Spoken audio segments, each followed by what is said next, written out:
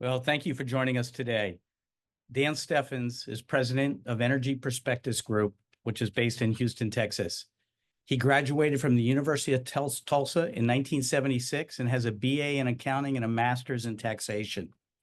He worked 4 years in public accounting and then 3 years for a private upstream oil company.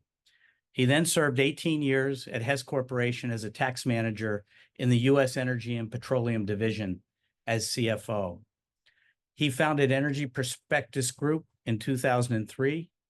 If you're listening to this podcast on Spotify, you can find the link to the CMG YouTube page in the show notes where Dan, and you can watch the presentation that Dan gave. I recommend that because the slides that he presented, I thought made an excellent case for his position on oil and natural gas. There are some interesting takeaways for me. You gain a good understanding of the need for oil and gas and what that means in terms of wind and solar. Wind and solar currently make up less than 5% of U.S. energy use. And after spending trillions, Dan says that maybe we get to 10% of total energy demand produced from wind and solar by the year 2030. It won't be enough. Food, oil, and natural gas remain the arteries of our country and will remain that way as energy demand continues to increase. AI data centers alone have a huge energy need. Wait until you see those statistics. As a quick aside, I was in Dallas this week, June 18th to 24th, 2024, and I had a meeting with a client who owns a number of large data centers. He's building an additional data center, the biggest they've endeavored to do, that will power the next level of AI. So think ChatGPT. One of his biggest challenges is sourcing energy to power his centers.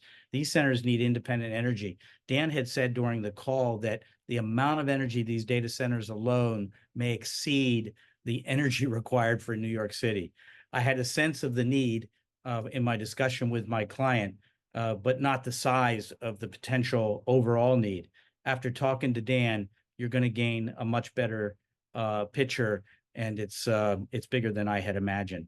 Dan predicts oil in the 75 to 85 range and doesn't see it outside of that range unless there's some sort of global escalation, which of course there's potential for that, sadly. He is bullish on both oil and also on natural gas and liquid gas. His price target for natural gas is $3.50. Currently, natural gas is a little bit over $2.50. At the time of this discussion, Brent crude oil is somewhere around $82 per barrel. Just keep that in the back of your mind as Dan presents. Before we get started, federal securities laws require us to make the following disclosure. Investing involves risk. Past performance, no guarantee of future results. Different types of investments involve varying degrees of risk. Therefore, it should not be assumed that future performance of any specific investment or investment strategy will be profitable, be suitable for your portfolio or individual situation, or prove successful. No portion of this call should be construed as an offer or a solicitation for the purchase or sale of any security. There are important additional disclosures in our Form ADV, which is available on our website at cmgprivatewealth.com and also on our broker-dealer website, metric-financial.com. Thanks for joining again. I hope you enjoyed listening to the discussion as much as I had having it with Dan.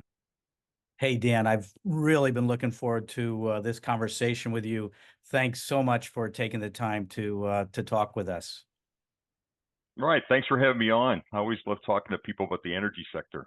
Yeah, well, that's great. So I noticed in your background, and I've introduced the bio before at the intro to today's podcast discussion, that you have an accounting background. Yeah. Graduated from University of Tulsa in 1976, and I worked in public accounting for 4 years before I then went 100% into the energy sector.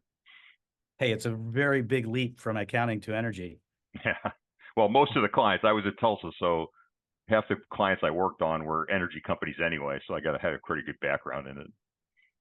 Living in that environment. My father was a CPA for a lot of years, And one of the things that I loved that he taught me early on was to always think from the end, understand where the conclusion is.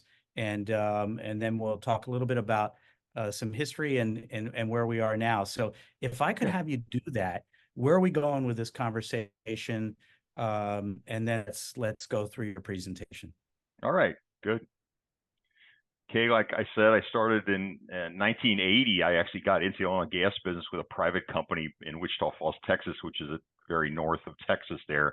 And that's when oil spiked over $30 a barrel. And we just thought that was fabulous. Prior to that, it had been, below 20 for a long time, even, low teens for a while. But anyway, but natural gas prices were actually very high back in 1980.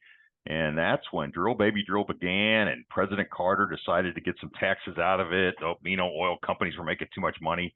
They passed a windfall profit tax. And then I kind of became an expert in the windfall profit tax. I have a master's degree in taxation, by the way. And I was hired by HESS Corp back then, and they had paid in about $1 billion in windfall profit tax. And anyway, I helped them get a lot of refunds on that. But anyway, then oil dropped to $10 in 1986 because of the over drilling, and we were stuck in the low 20s till 2004.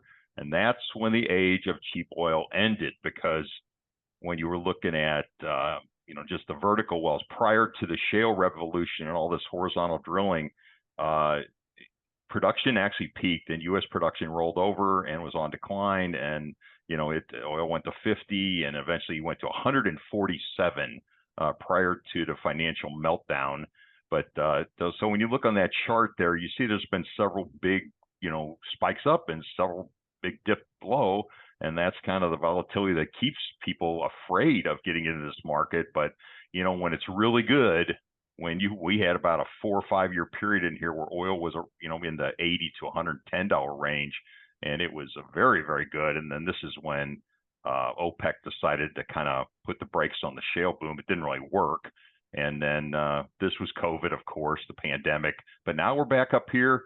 And we've seen 100, when Russia invaded Ukraine, we see 100, but we're now at about 80. So it's a good place to start, and it's very profitable then. But I always want to remind everybody that total energy demand, not just oil and gas demand, but total energy demand is actually based on human population. As long as the human population keeps growing, there will be more and more energy consumers. And believe it or not, the world's population is growing by over 200,000 people per day. So do the math. That's 6 million more humans on planet Earth every month. And they are all energy consumers from birth. And it's just not going to go down. So, we may get more wind and solar energy, but it's not going to be a high percentage of total energy. So oil and gas is still going to be over 50% of total energy. And notice I don't have coal in that. If I added coal, that number would be about 70% of total energy by 2100 would still be fossil fuels. So anyway, here it is. I like how you said 200,000 joining the party every day. And those babies want warm milk, and they want a warm house to live in, and they want clothes and stuff and everything. We're all energy consumers. And they want that high-speed internet and the new AI computing and the data centers that fuel it. Oh yeah, it's going to be the amount of electricity demand that's coming in the very near future is pretty off the charts. And we're going to talk about that later. So, but anyway, really, when you think about it, energy is life. Without energy, we have a very low standard of living.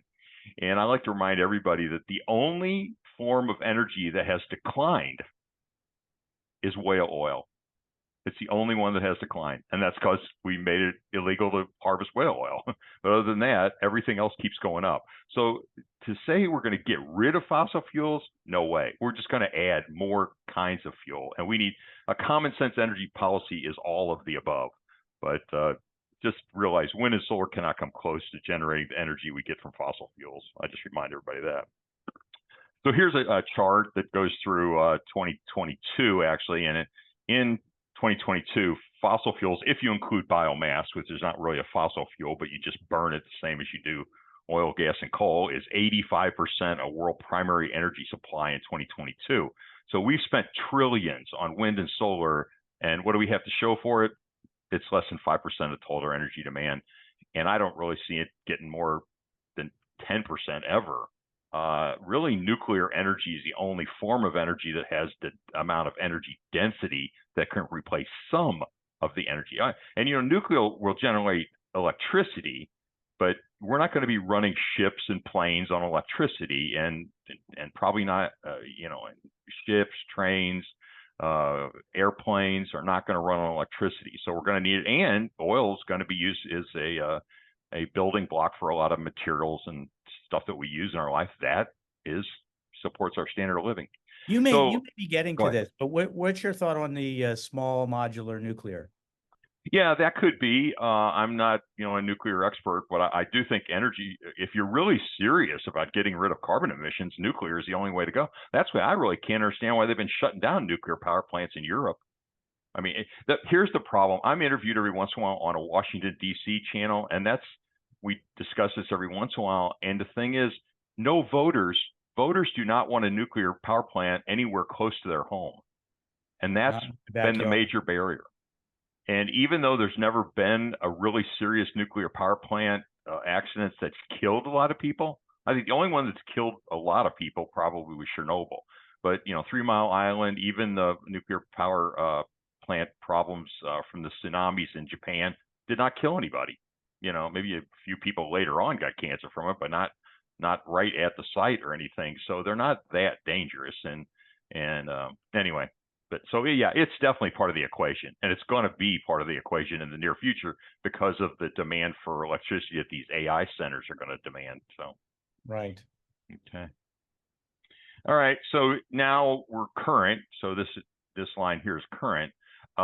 First of all, the blue line is total oil consumption, and the dark line is our production, and the dark line is consumption. So here, when COVID, the pandemic started, we had this big gap. So we were producing a lot more oil than we were using, and that's when the price of oil just sank. And then we had to fix that and get inventories back in shape. So we had then this extended period through 2021 where consumption exceeded supply, and we got inventories back to where they should be. And so in normal times, these lines always are very close together because, consumption cannot exceed production for very long because you just drain inventories to nothing. So, but we are entering a period, we are in a period right now, and what these draws down here say, we're going to be drawing oil-based products from inventory probably through the first quarter 2025. This is per the short-term energy outlook report from EIA that just came out a couple of weeks ago. So we have a period of very tight, and this is the global oil market, a very tight global oil market today. Hey, Dan, a quick interruption. So if you're listening to this on Spotify, go to the show notes, and we have a link to the deck presentation, as well as a replay of this on our YouTube page. Okay, sorry. Okay. Dan, keep going. Okay, no problem. Interrupt whenever you want. Anyway, and then the other thing to remember, what's very important, is the OECD countries. That's the Organization of Economic Cooperation of Development, and that's the United States, Canada, Europe, Japan, South Korea, the countries that get along. So they're the energy consuming countries, and only a few of them are energy, and really only Canada, maybe. We're not energy independent, we're energy interdependent. We still import a lot of oil. We have to have heavier oils to make distillates, and so we have to import them. And we are exporting a lot of our light oil that's coming from the shale plays. But the point here, so the production, the only countries that really have a lot of excess supply to export are OPEC, and it should be really OPEC plus, which includes Russia and a few other countries that have some excess supply to export. And then, but there's more production in the non-OPEC countries, but they consume it all. We're not exporting much. And then you get over to the other side, the consumption of it is disproportionate. The OECD countries only have, let's say, about 25% of the world's population, but we use like 42 or 43% of the world's oil. So we disproportionately consume more oil. which is why we have very high standards of living. So this is a one-year chart of West Texas Intermediate, and the oil price you see quoted in the business news every day is the front month West Texas Intermediate futures contract, which in June is still for July delivery. That's the front month contract right now. And yesterday, or on June 20th, it closed at 81.47. It's actually about right there as I'm recording this. I'm looking at the next screen, and it's right at that same price right now. I believe the right price is somewhere between 75 and 85, and the oil companies are very profitable at this price. First quarter oil price was $76, and they all reported really good cash flow and stuff. And another reminder, go ahead. Why do you believe that's the right price? Well, that's a price where you're getting fair return. The companies are able to get good return on their investment in drilling new wells, and I don't know. It seems to be fair, and that's also where OPEC wants. I mean, the stated goal of OPEC right now and Saudi Arabia is they want to see Brent stay over $80. So WTI trades at about a $3 or $4 discount to Brent. So so that would be the floor, I would say. So if Brent's at 80, you'd be at $76 or $77 for WTI. But the demand for oil is seasonal, and we use more oil in transportation fuels, especially black oil. We need more black oil to make transportation fuels. You can't make diesel out of this ultralight oil that comes out of our shale plays. So that makes the diesel price and everything go up. And that also is going to fuels inflation. I mean, transportation and diesel is used to plant and harvest our crops, to haul of our products, and that's what has led to a lot of inflation here. But it's volatility. But actually, I'm going to show you a chart on natural gas that makes this look like a straight line almost. But I think my forecasts are based on the belief that going forward we're going to average in here. Now we do dip below it occasionally, we go spike above it, but I think without a world war or without a major global economic recession, we should stay within this range. So. Right, but we're in the period seasonally where it begins to move higher. Yeah, usually like last year, the peak was 82. For the average for the quarter, it was 82.32 last year, and then it went down a little bit in the fourth quarter, and that's where we are now. We're headed into the third quarter. So Interesting. A little seasonality there. Now, and then again, this is from the June 6th EIA short-term energy outlook report, and now the NYMEX futures curve strip for West Texas Intermediate is backwardated, which means the farther out you go on the strip, the lower the price gets, because it's not really a forecast. It's just it's the price you can lock in today. And there's still a belief out there that, we're going to have wind and solar is going to replace oil somehow, and it'll get cheaper. But Steno, our EIA, actually forecasts, like I do, that this is the $80 range.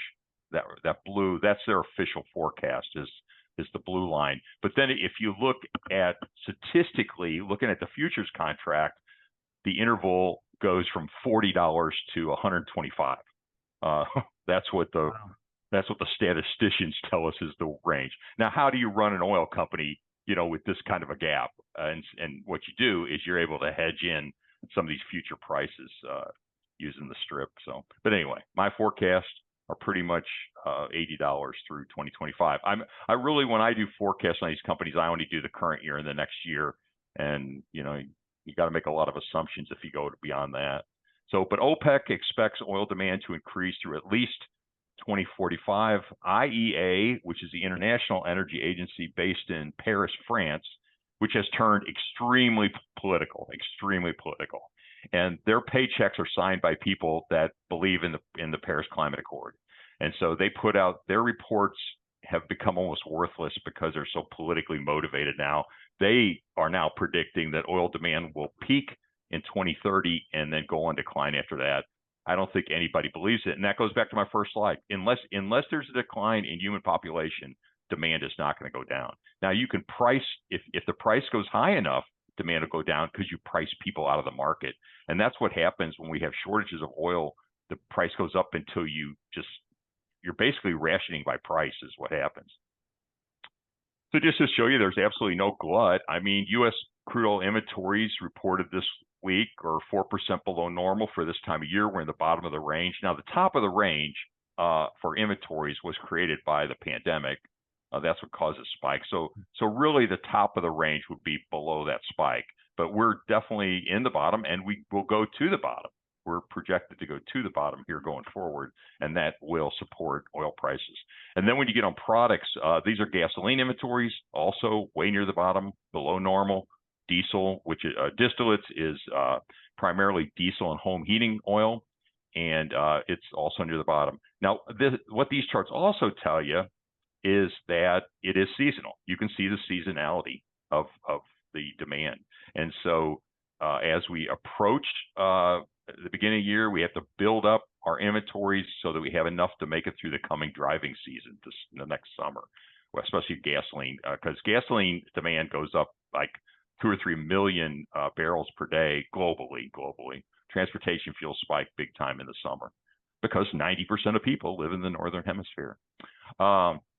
Anyway, then just a reminder, this is a finite resource. I mean, we're not going to be able to repeat the just significant growth in production that came from the shale plays.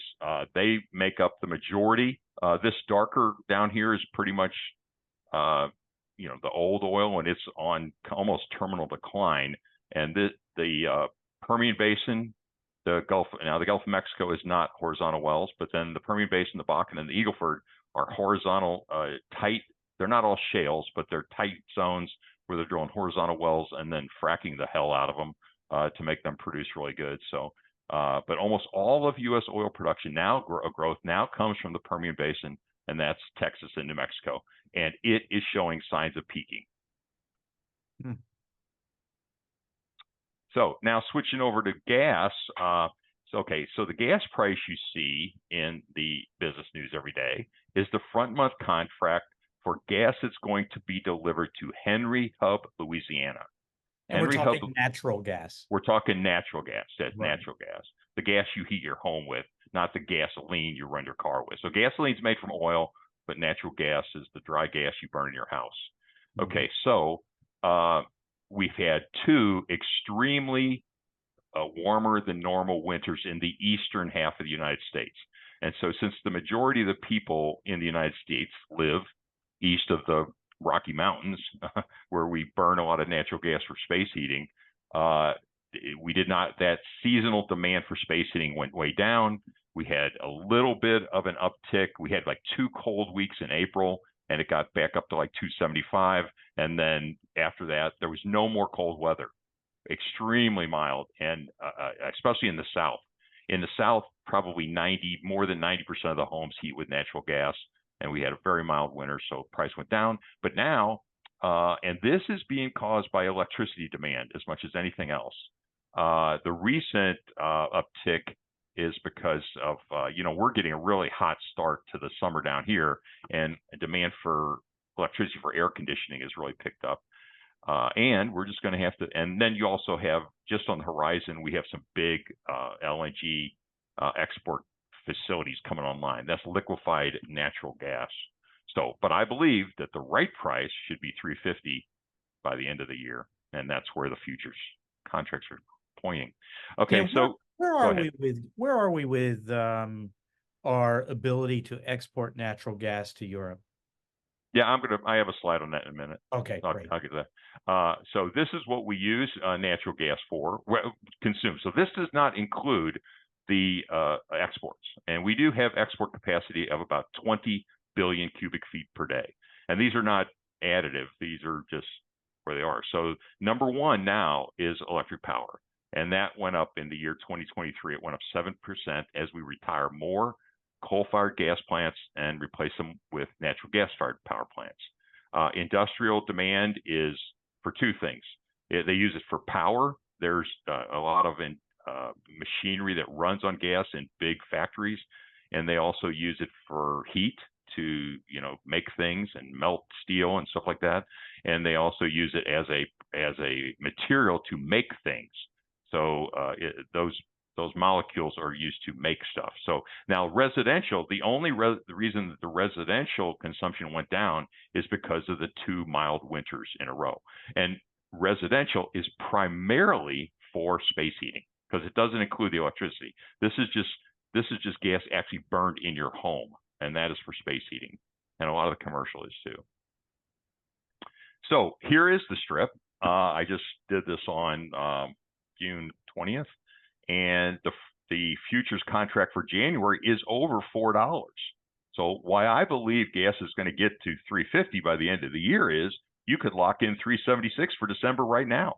You could go on the futures market if you're a gas producer, and you could lock in that price right now just by going short on these contracts. So you had to fill the contract with physical supply, you would get $3.76. Right. So it's a quite a now this so the futures curve for gas is the other way. It's not backward dated. It's in contango, they call that, where the futures prices are higher than the near term futures contract. So just remember that the NYMEX strip is not a forecast, and in fact, historically, it's been a very bad forecast. It's just where you can use derivatives to lock in a price today if you are buying or selling oil, gas, or other commodities. And there's futures contracts for almost every commodity you can think of, even like corn and sugar and, you know, beans, I think, coffee beans. Anyway, but the paper traders now, in the futures market on the oil side, there's 30 times more oil traded in paper contracts than there is oil in the physical world. It's not that out of whack in the gas world. So it's more of an indicator of what's really happening in the physical world. But anyway, the oil contract is the most heavily traded futures contract in the world. If you took all of the metals contracts, they don't come up to the amount of oil that's traded every day in the futures market. Larger than currency futures? Yeah, I don't know about that, but I saw one chart where if you took all the metals, it'd only be about 60% in a dollar basis of what the oil trade is. Wow. So it's pretty big. It's a lot of money changing hands every day. Yeah. So and it's day traders. I mean, flops all over the place. Some large cap gassers have shut in their production voluntarily. Chesapeake and EQT Corp, which are the 2 largest gas producers in the United States, have intentionally choked back some wells. They're bringing, now that we're back to 270 or so on gas, they're bringing some of that back. But you know, it's just smart. We did this when I worked at HESS. If the price went low in the summer or something, we'd shut in wells and just leave it in the ground and wait till the price went up in the winter to sell it. And it can be wild. I'm going to show you some prices. But when I was at HESS one time in a very hard winter, we sold gas into New York City for $60 an MCF. Wow. So I actually thought when I was at HESS, one of my revenue accounts came to me and showed me a check that we had received from one of our buyers, and I thought they just put the decimal place because you know at the NYMEX price was like $6, but gas actually sells in the market in the U.S. in sub-regional markets. So even when we had these warmer than normal winters, the last 2, because it was much colder in the West, the western third of the country was paying like $10 an MCF for their gas, while it was going for $2 or $2.50 in the east markets. So anyway, it's a very sub-regional price determination. But anyway, so rigs drilling for natural gas is way down. I'll show you a chart on that, but we're not completing many new gas wells. So the production's been down about 6 or 7 BCF per day, I think. There are 3 new large LNG export facilities coming online here real soon that are going to ramp up our export capacity. And we do have a La Nina now in the Central Pacific.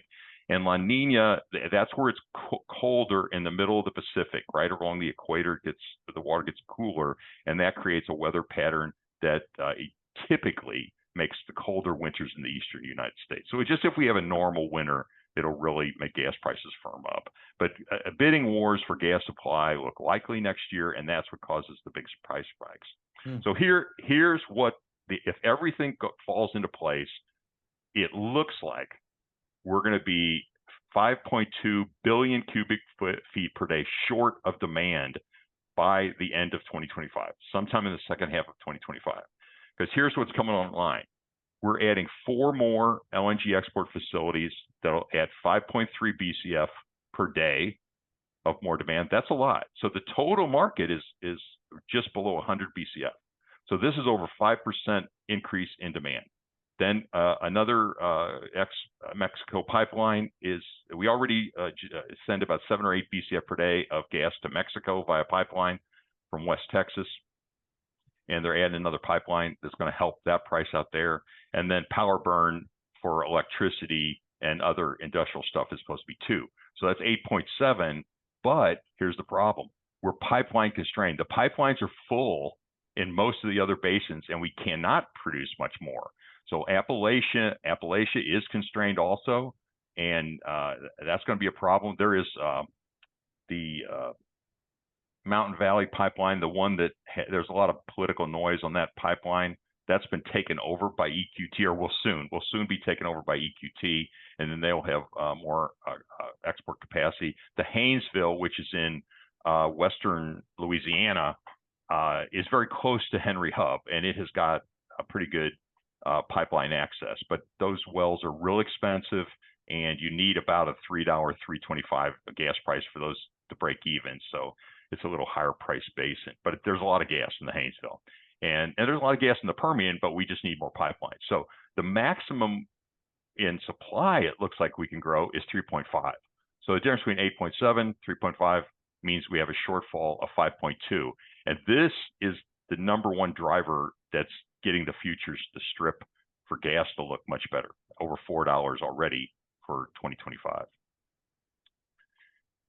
So here is a chart. So this is the big thing now, if you're wanting to invest in this sector, and why natural gas looks very, very bullish after 2024. You may have heard about the pause in approval, that Team Biden's pausing approvals for new LNG export facilities. All these ones in yellow have been fully approved, and they're under construction, and they're nearing completion. So just in the next few months, a really big one is owned by Venture Global. It's at Plaquemines, Louisiana, and it comes online just in the next couple months, and it's going to be over, I think, 3 BCF per day of additional demand. And then they're adding, Cheniere is adding a 3rd train down at Corpus Christi, and that will push another 1.5 BCF per day. So at the end of 2023, we had 14.5 BCF per day of LNG export capacity, but we had a fire at the Freeport export facility that took 2 BCF a day offline.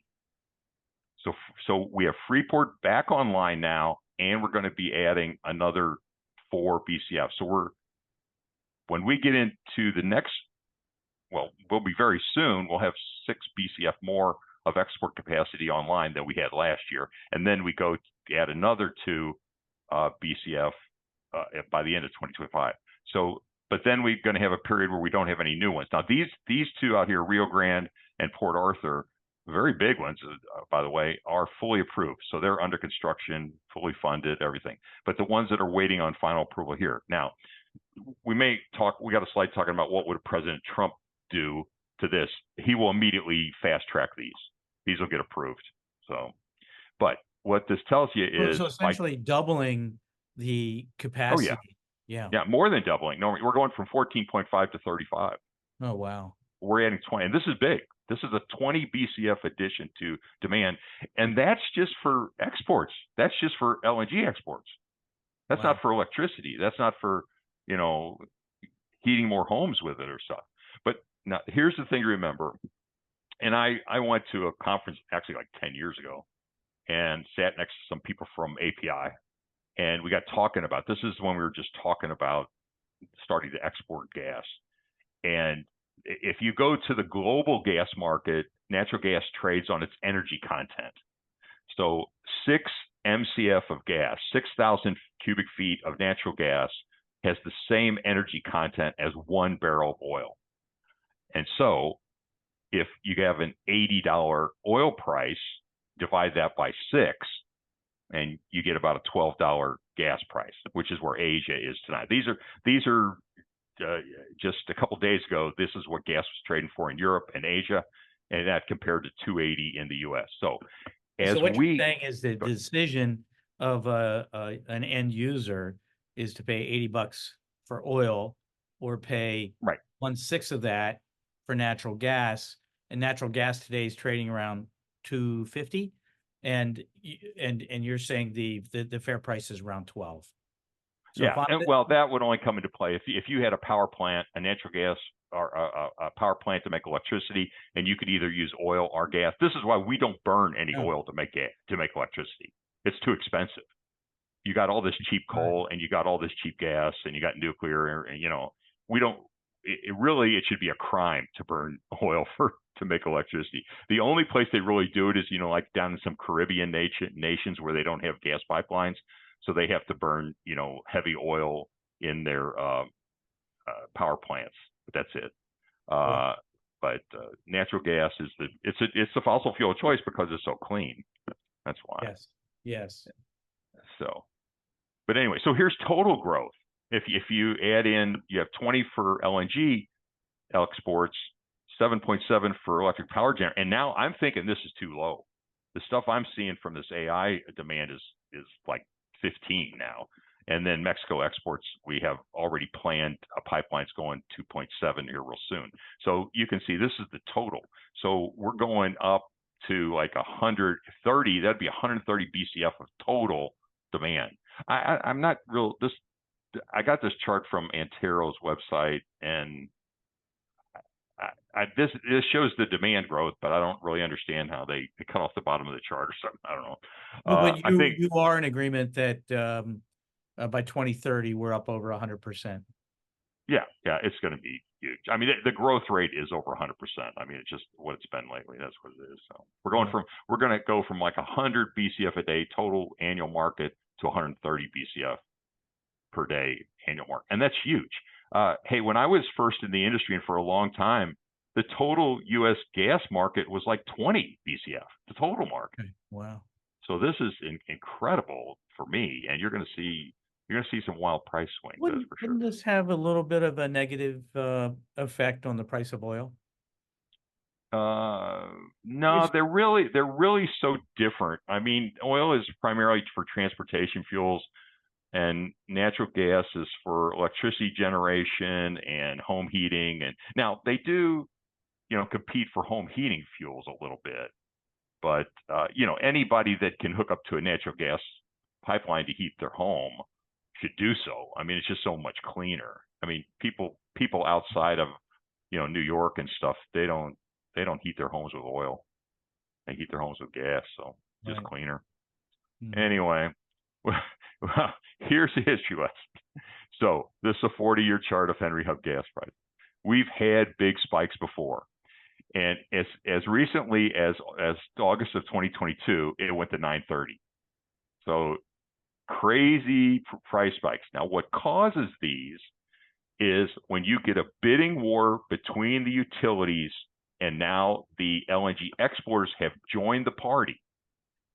When you get the guys that really want that gas, because that's what they sell to make money, they will pay anything to get that gas. Huh. And the utility companies that bring gas to your home or that use it to generate electricity, they will pay anything because they are going to pass that on to consumers anyway. Mm-hmm. And I mean, if you look at your gas bill for your house, it's a lot higher than $250 or $280 or where we are today. It's 3 or 4 times that. So they're going to pass that on to consumers, and it just goes into their rate base and everything. But these are bidding wars between the people, the utilities, and this was the LNG exporters got into the bidding war this a couple of years ago, and it went up to $9. Now it doesn't stay there for long, and I would tell investors when you get spikes like these spikes, you just realize they're going to reverse. And so that's a good time to harvest some profits, and it's a really good time if you're an upstream company to do a lot of hedging to lock in the price for as long as you can. But anyway, price spikes are caused by bidding wars. Just remember that. And right now we have a lot of gas in storage, so we got to work that off now. So here is the forecast from our IEA. This is the U.S. Department of Energy IEIA, not to be confused with IEA, which is in Paris, but this is the U.S. Energy Department, and they are projecting that the gas price will be about 350, and I'm using 350 in all of my 2025 forecasts. I have 350. I'll show you what I'm using in a forecast in a minute, but I'm using $3 for the fourth quarter, and then I go 350 for 2025. But what we have to happen, there's still work to do because we have a lot of gas in storage, and we're about 500 or more BCF in storage than normal for this time of year. Now, comparing the storage level to the 5-year average is a misconception because we use so much more natural gas, and the natural gas market is expanding. They are building more storage because they see the need for it to happen. Think the U.S. natural gas, price line, whatever you want to call it, supply line, is one of the most important supply lines on Earth. You could say our supply of food, our supply of oil, and our supply of natural gas are absolutely critical to our economy. We run on this stuff. This is 40 or 50% of our electricity, heating our home, making products. It's a big, big deal. And it'll just go to wherever it needs to go. But market forces need to balance. We have, some companies cutting back on production. We're not completing enough wells now to keep production flat. So things are happening to rebalance the market. And as soon as we get these new LNG export facilities online, we're going to go from 14 to 20 BCF per day of export capacity. The problem's solved. Then we don't have a surplus. Then we have a shortage. And then after that, you're going to see a lot more natural gas power plants getting built. I thought it was going to be a few dozen. It may be a few hundred are going to need to be built to supply this electricity for AI. It's a really, really big deal. And of course, a normal winter would definitely help. But I was in Texas. I was in Dallas this weekend. One of my clients owns a number of data centers, and they're building another very big one. The issue is powering those data centers. So I hear you. The demand is gigantic. So, and wind and solar can't work. They have to have reliable power. Because think of it, you're going to have AI centers that are running factories and are very, very important. They cannot have a blip. They cannot have brownouts and blackouts. Correct. No way. Right. And so they're going to build their own power plants. When I spoke, that was exactly our discussion.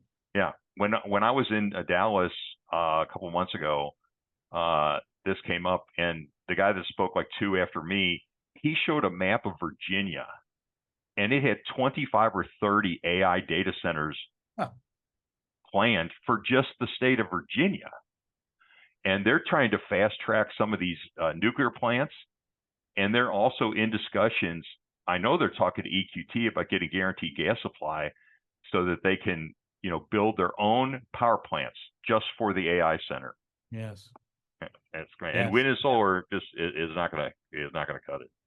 I have some slides on that anyway. Here, and another thing that's really going to help the upstream companies is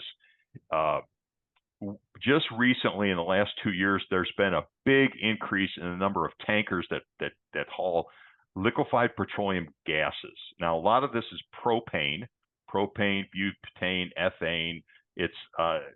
It's stuff that natural gas, when it's put under pressure, you can get other liquids out of it. So that's in big demand around the world. And one of the things that's increasing people's standard of living in Africa and some of these really poor countries is they're really pushing that instead of cooking their food over fires and cow dung and stuff like that, that's very pollutive and very dangerous for their health, is to get them propane cook stoves.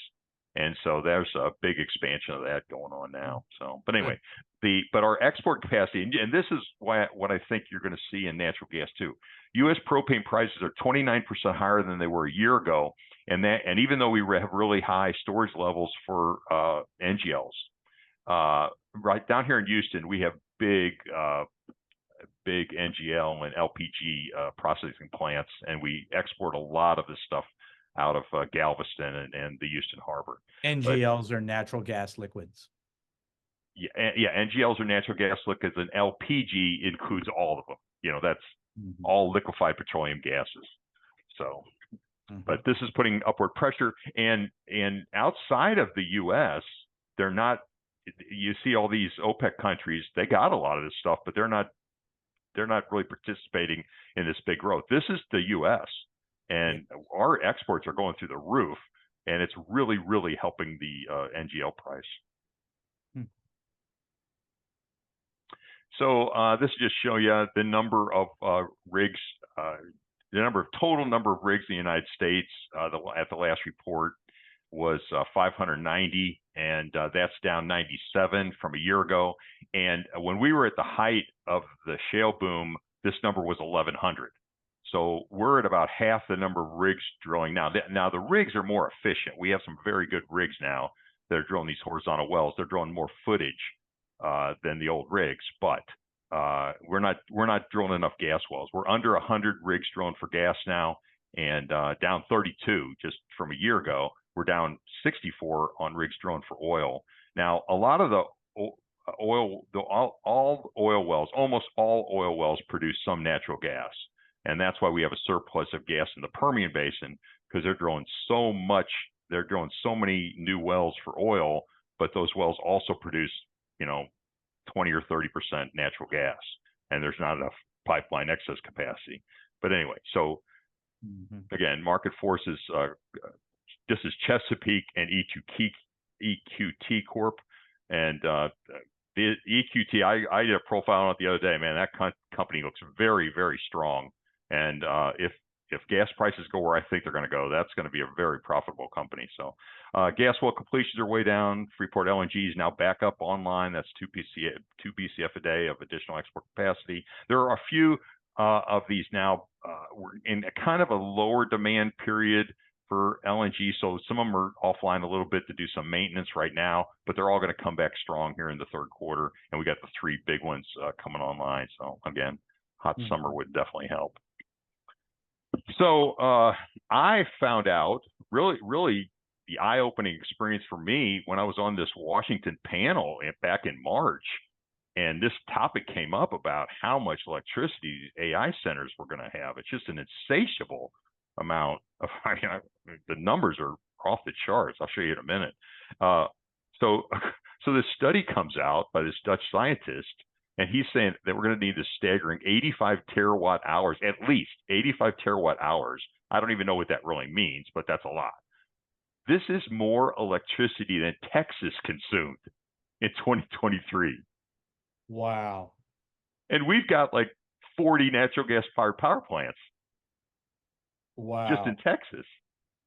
So I literally think, and at the high end, if all these things get built, and this is what I would say, if you're investing in these AI stocks, just be aware that if they don't have this dedicated power built, they can't open their data center.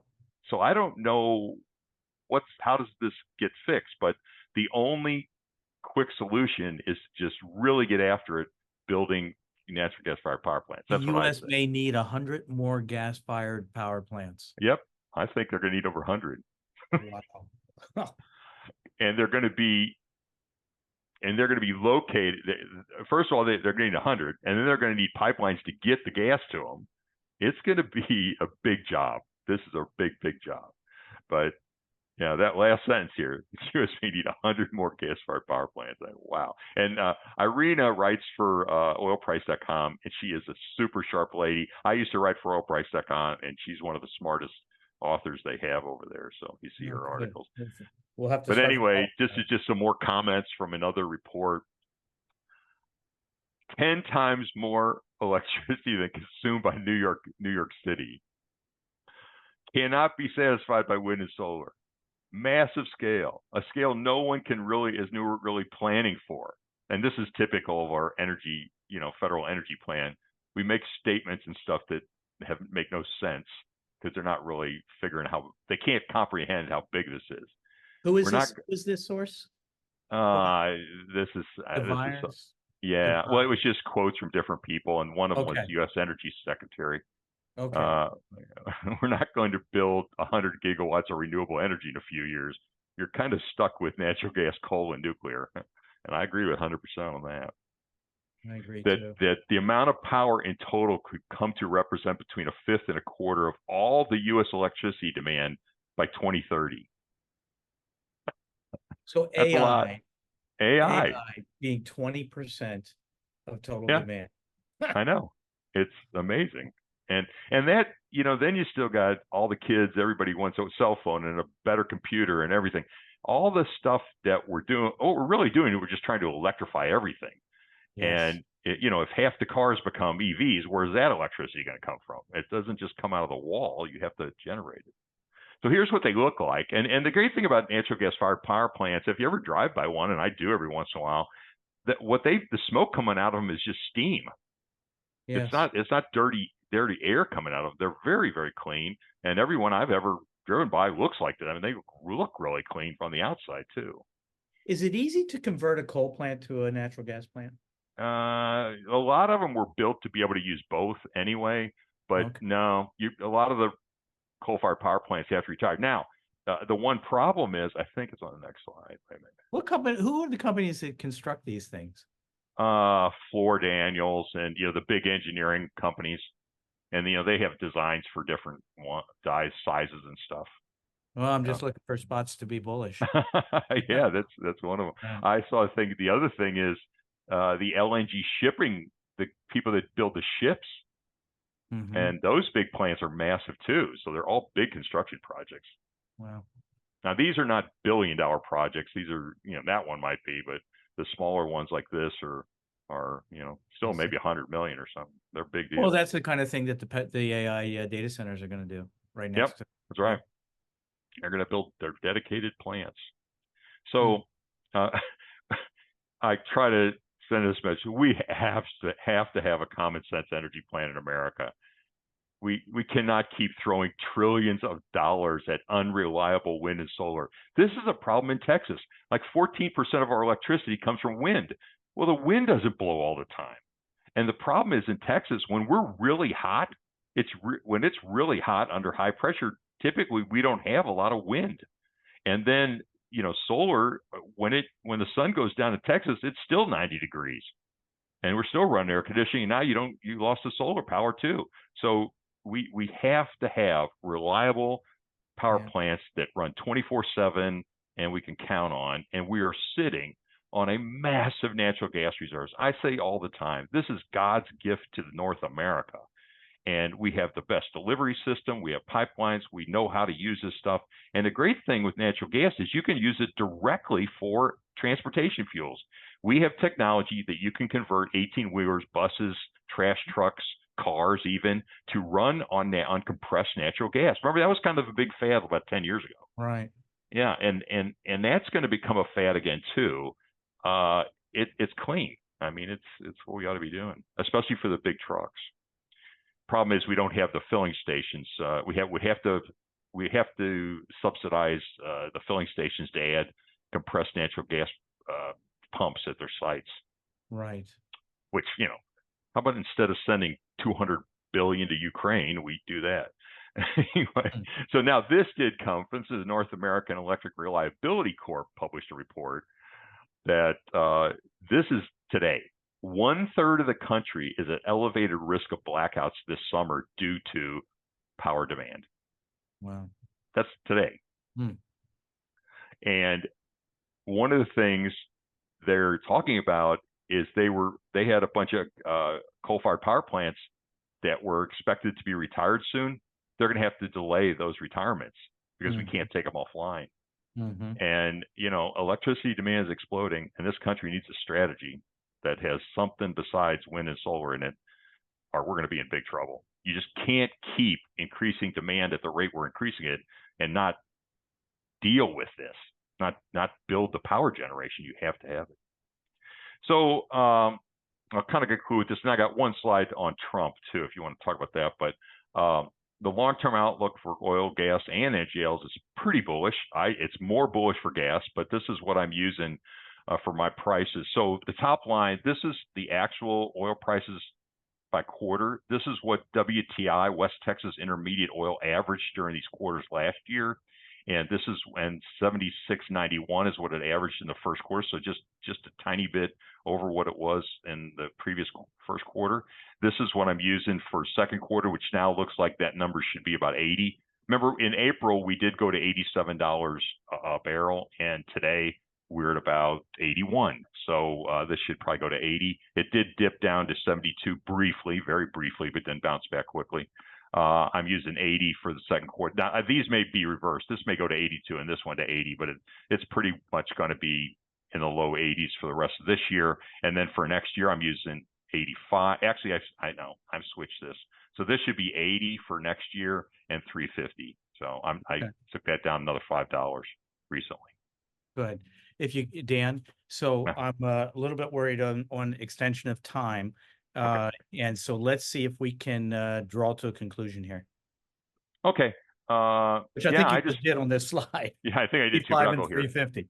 So I have a slide on what I think Trump's going to do, which people are worried about Trump being elected. And I think the one thing he'll do that will be bullish for oil is I believe he'll enforce the sanctions against Iran immediately. And that would be very bullish for oil. The drill baby drill is not going to have the same impact it did a few years ago, just because they're not going to do it. Now, I'll just say my conclusion is state of the energy industry is very good. Most of the upstream companies are very profitable at today's oil and gas prices, especially on the gas side and NGL side. It looks very bullish, and well costs have come down. That's another thing that makes these more profitable companies. We have something new I didn't mention today, but these horseshoe wells, they're drilling wells can make U-turns and stuff, and that's the new technology that's going to make well costs even come down further. Well, how about that? And is that the frackers or just the traditional drillers? No, these are instead of drilling a straight lateral, they can go out a mile, do a U-turn that takes about a half mile, and then come back another mile. And so what you save is the vertical portion of the well. So let's say a well that goes down 8,000 feet and then goes lateral. Yes. That 8,000 feet of casing is now, you don't need that. You just need that one time. I gotcha. Yeah. It Do really you think helps. a lot of the wells that were previously fracked will this technology has improved so much that they will be refracked? No, well, the horseshoe wells are going to do it. What they are going to do is they have targeted fracks now. They go in and they'll relog the entire lateral portion, and they'll find out where there's good natural fractures. They have better logging tools now than they used to have. And so instead of doing a frac every 200 feet, you are going to do fracs where the natural fractures are already in place, where you can get more benefit. Your frac will go out further. I see. And yes, and there are companies already going into old wells. They go into old wells, they clean them out with coil tubing, get the casing good and clean. Then they go back there and they refrac them. And they do come back almost as high as they originally started out. The return on investment in that we're sitting on a tremendous amount of resource. Yeah, there's a tremendous resource. These scale is very tight. You're only getting, single digit percentage of the oil in place, and you need a lot of pressure, and all we're doing is really just creating artificial fracks in the shale, so it'll flow. But there's still a lot of oil in the ground. But the cheap oil's gone. It's going to just be more and more expensive to get it, and that's why oil prices has to go higher. Understood. Wow, fantastic. Okay, so Dan, tell us a little bit about how our listeners and viewers can follow and track you. Yeah, okay. We are a subscription service. It's called Energy Prospectus Group, and it's regular $350 a year to be a member. We have 3 model portfolios. I do a newsletter every month talking about the macro stuff. And also our 3 model portfolios there's a kind of a mid and large cap growth fund called the Sweet 16. Then we have a small cap growth fund. And we also have a high yield income portfolio. And the high yield income portfolio, the average yield is like 7 and 8% dividend yield. So it's really good if you retire. But the regular price is $350. If you go to our website, just energyprospectus.com, and you click on join now, and you can use the promo code JUN100 to get $100 off the first year. So then instead of 350 will be 250, and you can start getting our stuff. But we're focused on publicly traded companies, and I'm just looking for companies that I believe are trading at a big discount to their net asset value, and that also have what I call a lot of running room. They control a lot of acreage, a lot of low risk drilling inventory, and there's a lot of really good companies trading below 4 and 5 times operating cash flow. Which when I was at HESS, if we could find a company that we could buy for 6 times cash flow with a lot of good acreage held, they were on our target list. I did for the last 3 or 4 years at HESS. I had a team that was working on takeovers of public companies, and we closed on 3 or 4 deals that totaled like $3.5 billion when I was there. That's fantastic.